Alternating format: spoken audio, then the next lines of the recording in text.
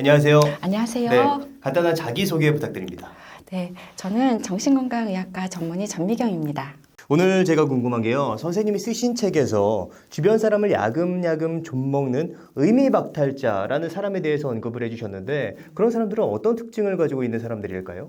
행동이 자기중심적이죠. 그러니까 배려가 없어요. 근데 이런 사람들을 우리가 흔하게 보잖아요. 그러니까 와이프가 큰 수술을 하고 왔단 말이에요. 근데 뭐 명절이 꼈는데 좀 몸을 갖다가 좀 쉬어야 되는데 추스려야 되는데 가서 그냥 장보고서는 전 부치라고 뭐 왔다 갔다 하는 거 보니까 할만하네 라고 하는 거죠. 또 다른 특성은 뭔가 내로남불의 사람들이요. 명절 당일 아침에 시댁에서 제사 지내고 아침 식사하고 오는데 며느리 너는 명절 다음날 친정 가라. 막 이런 것도 약간 선택적 가부장이잖아요. 이런 내로남불의 사람들도 의미박탈자의 특징이고요. 2인칭 시점으로 상대를 안 보는 사람이요. 1인칭? 그쵸. 1인칭은 나, 네. 2인칭은 너잖아요. 아, 예, 그러니까는 상대방이 힘든데 그 힘듦을 토로하는데 그냥 이렇게 무시해버리는 거예요. 예를 들면 그런 거죠. 회사 일이 너무 많아갖고 힘들어. 아침에 일찍 나가고 저녁 늦게 들어오고 주말에도 나가서 일해. 그러면 야 그때 우리 때는 더 했어. 지금 세상 좋아진 거야. 막 이렇게 얘기하는 분들도 계시고요. 네. 우리 과장님이 너무 힘들어. 그러면 야 우리 과장은 또라이야. 이러면서 우리 가장 더 또라이야. 네, 그렇죠. 우리 과장 너 또라이야. 야 니네 과장님 정도면 준 천사야.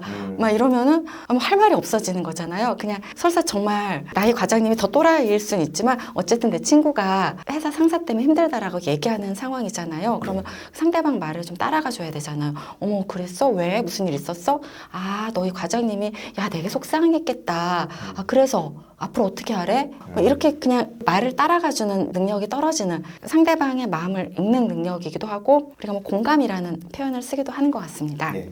상대방을 수단으로 보는 사람이요. 저는 이게 가장 문제라고 봐요. 상대방을 수단으로 보는 사람. 네, 인간은 목적이 돼야 돼요. 누구나 다. 근데 어떤 경우냐면은 쉽게 연예인들 예. 보면 왜 자식이 번 돈을 다 인마이 포켓을 해서 요즘 그런 이슈들이 많이 그쵸. 있었죠. 좀 뭐 그럴 경우 우리가 부모랑 연을 끊은 연예인들 욕하지 않잖아요. 당연하다. 뭐 진짜 그랬어야 됐다. 사실 부모가 자식을 ATM 기계로 본 거죠. 또 기타 뭐 부부 사이도 되게 흔해요. 우리가 결혼 생활을 유지할 때는 남편과 부부 둘 다 각각의 그 역할을 해주긴 해야 돼요. 그러니까 기본적인 뭐 돈을 버는 역할, 가정을 관리하는 역할을 해줘야 되는데 이거를 넘어서 상대방을 기능과 역할만으로 평가하는 거예요. 외래에 오신 분이 자기가 몸이 좀 안 좋아서 몸살이어서 좀 알아 누운 거예요. 딱 하루 지나니까 남편이 짜증을 내더라는. 집이 엉망이고 내가 막 애를 봐야 되고 뭐 저녁 와도 막 식사도 안 차려 있고 그러니까 와이프가 아플 수도 있고 생각과 감정 이런 게 있다라는 거가 인지가 안 되고 집안 살림해주는 파출부, 집안 대소사를 챙기는 뭐 집사 이런 기능과 역할로 보니 막 짜증이 나는 상황인 거죠. 또 하나 중요한 특성들이 예. 상대방을 끊임없이 평가질을 해요. 근데 그 네. 평가질이 마이너스 평가예요. 뭐 잘못한 것을 계속 지적당하는 거예요. 실수한 거, 잘못한 거, 그러니까 잘하는 거는 기본이고 못한 거를 꾸중하고 야단을 치는 거죠. 그러다 보니까 비난과 질책을 받는 삶에 익숙해지고 그 어려서부터의 그 나의 삶의 패턴이 나의 잘못을 찾아내는 거. 그러니까 기본 베이스가 열심히 노력해서 잘해서 나한테도 도움이 되고 너한테도 도움이 되자. 뭐 이런 게 아니고 잘못 없이 잘해서 뭐 누군가한테 혼나지 말자. 뭐 이런 기본 베이스가 되는 삶. 끊임없이 나의 말과 행동과 내가 어떤 일을 하게 되면은 셀프 체크를 하게 되는 이런 분들은 부모님 중에 많아요. 어렸을 때 부모가 뭔가 잘잘못을 지적하는 것을 반복을 하게 되면은 자신도 모르는 아이의 의미 박탈자로 살게 되는 거죠. 그러니까 그런 의미박탈자가 처음부터 그런 사람들이었던 게 아니라 어린 시절에 그런 양육 환경 때문에 그렇게 의미박탈자가 되었을 가능성이 높다라는 말씀이신 거죠. 그러니까 의미 박탈자가 내 주변에 있다는 거죠. 그리고 어쩌면 나도 모르게 의미 박탈자의 역할을 할 수 있다는 거죠. 나도 모르게. 나도 모르게. 뭔가 의미 박탈자는 가해자 같은 개념이잖아요. 상대방을 힘들게 하는 이런 사람들이 내 주변에 있는데 이걸 알아차리지 못하는 것 같아요. 그러니까 부모가로서 있고 연인으로서 있고 사실 직장 상사로도 있긴 한데 금방 알잖아요. 직장 상사로서는 우리가 빠르게 파악할 수 있죠. 그쵸. 이게 평판도 있죠. 저 과장이랑 엉키면 안 된다. 과장 또라이다. 막 이렇게. 그리고 별로 뭐 이렇게 감정이 엉키지 않기 때문에 안 힘들잖아요. 그냥 혼나더라도 힘들긴 하지만 뭔가 마음이 다치진 않고 그런데 사적인 관계에서는 힘들죠. 네. 사적인 관계에서 의미박탈자에게 내 마음을 보여줘서 이미 그 사람이 의미박탈자라는 것을 알게 됐어요. 네. 그럼에도 불구하고 끊어내지 못하는 사람들이 주변에 많이 있는 것 같아요. 네, 많죠. 네. 상당히 많죠. 그럼 왜 그렇게 끊어내지 못하는 걸까요? 네, 일단 우리가 부모 자식을 한번 생각을 해봐요. 그러니까 부모가 의미 박탈자인 부모, 그 밑에 자란 자식들.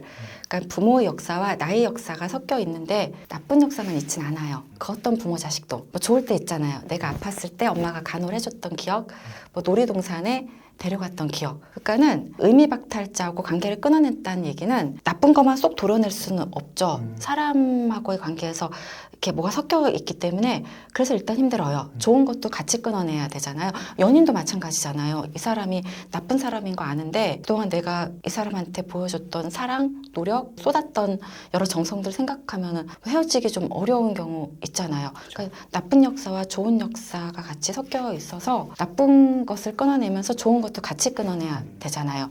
이게 머리로는 알아도 마음으로는 그게 잘 안 되는 느낌이랄까요? 그쵸. 그리고 인간이 갖고 있는 기본 욕구가 있어요. 특히 부모에게서는 몸짱님도 그러시죠. 좋은 부모 밑에 사랑받으면 크고 싶잖아요. 뭐 어디 인성 개척한 부모 밑에 막 9억 받으면 크고 싶은 사람이 어디 있겠어요. 그러니까 이건 아주 기본적인 욕구. 인간이 가진 무능력 그리고 사랑받을 수 없다. 이게 욕구로 표현되는 게 하나는 인정 욕구, 하나는 애정 욕구잖아요. 이거를 부정을 해야 돼요. 우리 부모는 나쁜 부모라서 나를 사랑해주지 않는다. 뭔가 하나 큰 거를 갖다가 포기해야 되는 거잖아요. 우리 부모 네 꼴로 나쁜 부모. 그래서 나를 사랑해줄 수 없고 뭔가 굉장히 대전제가 되는 굉장히 인간이 그 베이직한 욕구를 부정해야 되기 때문에 그래서 힘들죠. 그래서 어떤 분이 굉장히 힘들게 하는 부모가 계셨어요. 근데 관계를 좀 나름의 거리 조절을 하면서 하신 말씀이 되게 인상 깊어요. 내가 원하는 부모가 우리 엄마가 아니라는 것을 지금에서 알았어요. 그리고 현재 이 엄마가 내가 노력을 하면은 이 엄마가 될 줄 알았대요. 근데 이게 안 된다는 걸 깨닫는 순간에 이게 괴롭거든요. 좋은 엄마, 나쁜 엄마 좀 분리가 되면서 내가 좋은 엄마를 가질 수 없다라는 거를 알게 되면서 굉장히 큰 상실감이 느껴질 것 같아요. 그쵸. 굉장히 나는 부모가 없다? 막 뭐 그런 기분이지 않을까요? 그래서 힘들죠. 그래서 뭔가 노력을 하면서 애정을 부모한테 갈구하게 되죠. 그리고 내가 노력을 하면은 우리 부모가 바뀔 거라는 기대를 하게 되죠.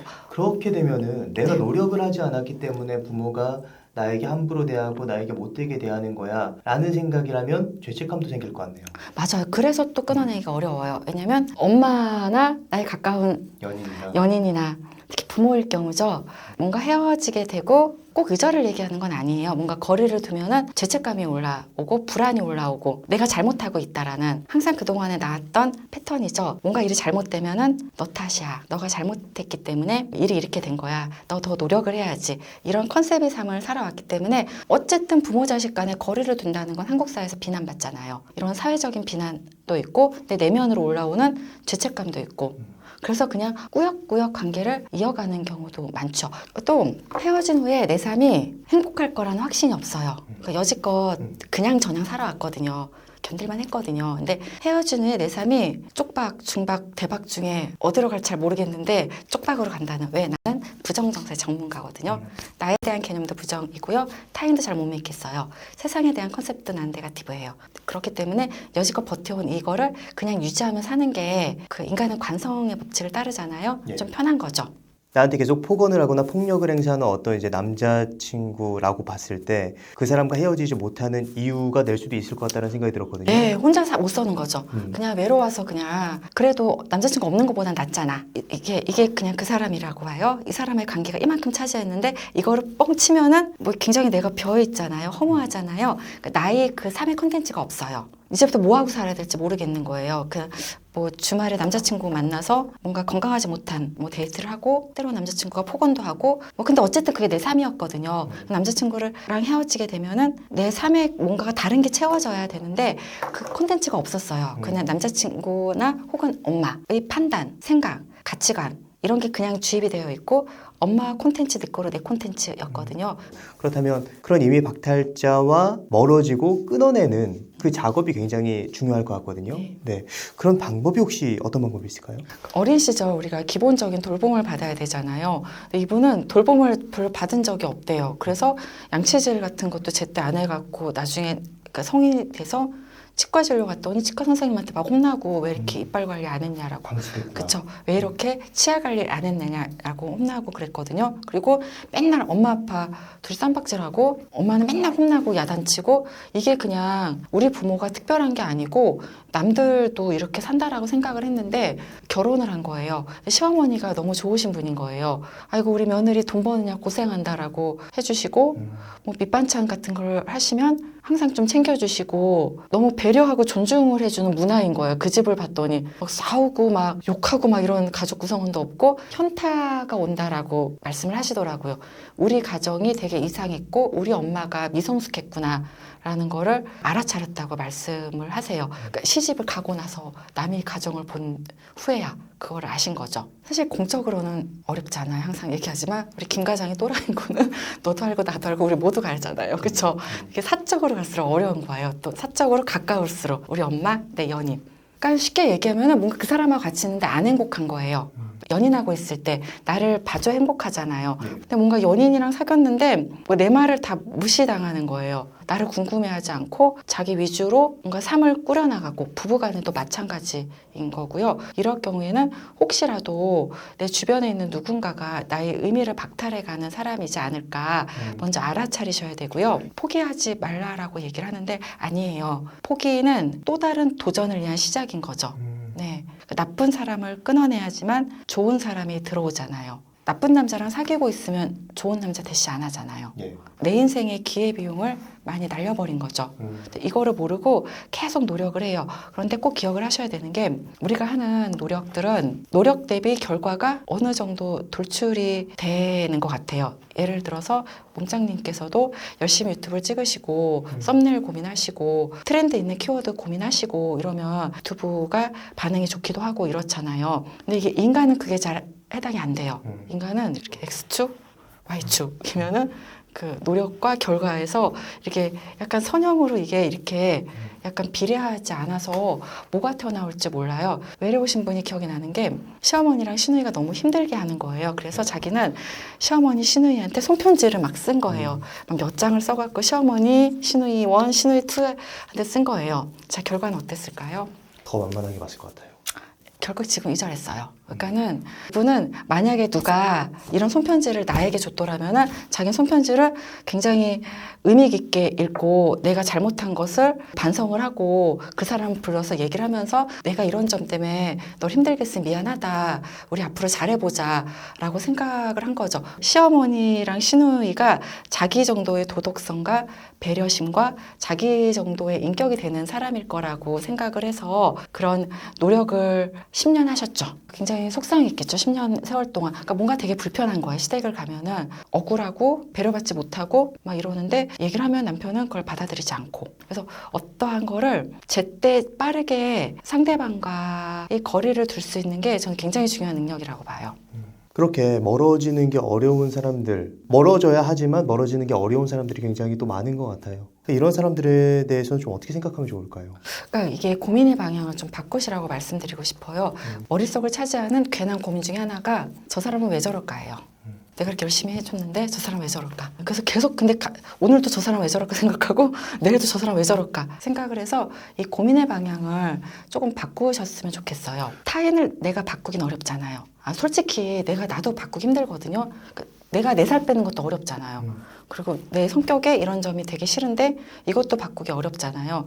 나도 바꾸기 어려운데 내가 타인을 어떻게 바꾸겠습니까? 이런 명제만 받아들여도 좀 인생이 편안해지고요. 저 사람이 나쁜 사람인 거 알았단 말이에요. 내 인생의 의미 박탈자란 말이에요. 그러면은 나는 왜 저 사람하고 헤어지지 못하나? 그러니까 나는 어느 지점에서 인정 욕구와 애정 욕구가 결핍되어 있나? 왜 나는 내 능력에 대한 확신이 없고 왜 나는 나를 감정 쓰레기통으로 여겨지는 거에 대해서 왜 가만두고 있나? 그러니까 나에 대한 긍정적인 고민이죠. 그러니까 내가 못났고 역시 나는 못해 이게 아니고 어떤 점에 결핍이 있고 어떤 점에 능력이 있고 내가 할 수 있는 건 뭐고 이러한 현실적인 고민 또 내가 좀 긍정적인 고민 미래의 지향적인 고민으로 질문의 방향을 좀 바꾸시면 좋겠어요. 그다음 마지막으로 내 삶을 좀 더 풍요롭게 해주는 의미 부여자를 어떻게 찾을 수 있고 그런 사람들은 어떤 좀 특징을 가지고 있을까요? 그러니까 의미 부여자는 의미 박탈자하고 반대되는 사람을 얘기하죠. 그러니까 사람을 수단이 아닌 목적으로 보고 항상 장점을 언급하고 고마워할 줄 알고 인생의 의미와 가치를 고민하고 개별성과 차이를 인정하고 뭐 기타 등등의 사람들일 것 같아요. 우리는 나에게 잘해주는 사람이 아닌 좋은 사람을 만나서 관계를 유지해야 되고요. 문제는 나한테 어떤 결핍이 있을 때는 이 결핍을 크게 보기 때문에 좋은 사람을 만나기가 좀 어렵죠. 아버지가 술을 마시면서 가정을 안 돌본 사람이다. 이런 사람은 술만 안 마시고 회사를 잘 다니면 좋은 사람이 되는 거죠.